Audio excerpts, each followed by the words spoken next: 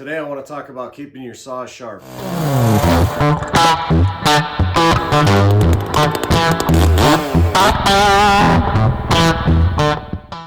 Hey guys, I want to do a quick video just about keeping your chain sharp, keeping your saw out of the dirt, and being mindful of cutting dirty wood.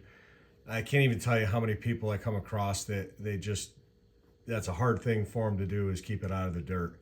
And they're running dull chains all the time, and or not taking their rakers down to the right depth. A lot of saws that I get, you know, the old classic saws that I pick up, most of them are full of just dust. You know, the mixture of oil and literal fines. You know, not chips, but just fine dust. And every saw that I get like that, I usually find that the rakers have never been touched. And most people, I think a lot of people that don't do a lot of cutting, or maybe they have one or two chainsaws and they use them a couple times a year, these are things that they don't even think about. You know, taking the rakers down to the right height is really key. It can make a great saw feel like a piece of junk if you don't have a good sharp chain and the raker's set right. It can make a junk saw feel like, wow, this is pretty good. So I think in one of my other videos I talked about the West Coast saws. They offer the raker gauges, and you know, I had said that these things are a game changer, and they really are. It's spring steel. It's got their logo, and you've got a couple of different settings here. For one for softwood, one for hardwood. They're really awesome to use. I won't use anything else at this point. And the best part about them, and which makes total sense, is that when you're filing your teeth, you know, some of them get busted up a little more than others, and you might want to take them back at different lengths.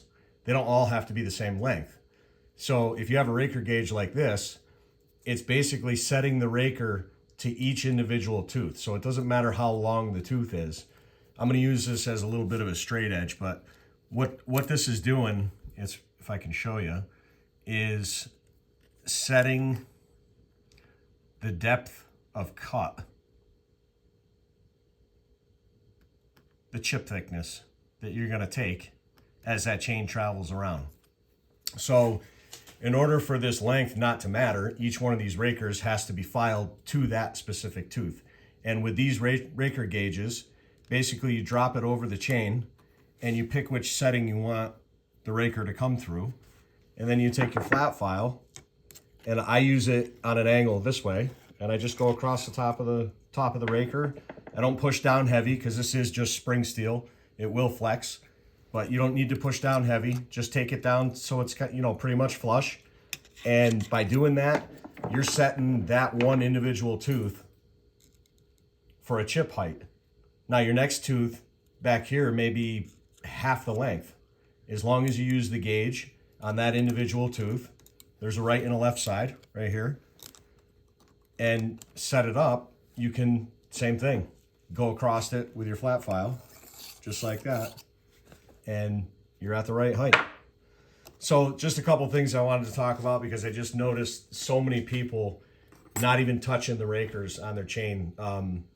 You know, some people that I talk to, they'll buy a brand new chain, sharpen it a couple of times, never touch the rakers, and when it stops cutting for them, they just go and buy a brand new chain.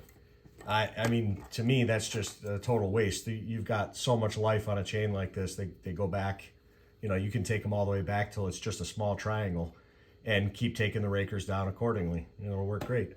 But anyway, that's all I wanted to talk about today. And yeah, keep them out of the dirt, and make sure your wood is clean.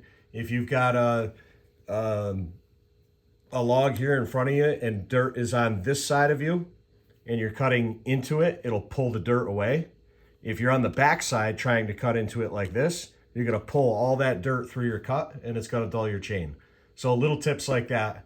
If you can pull the bark off, pull the bark off. If you can't, just make sure you're pulling the dirt away from the wood. But that's about it. Thanks for watching, everybody.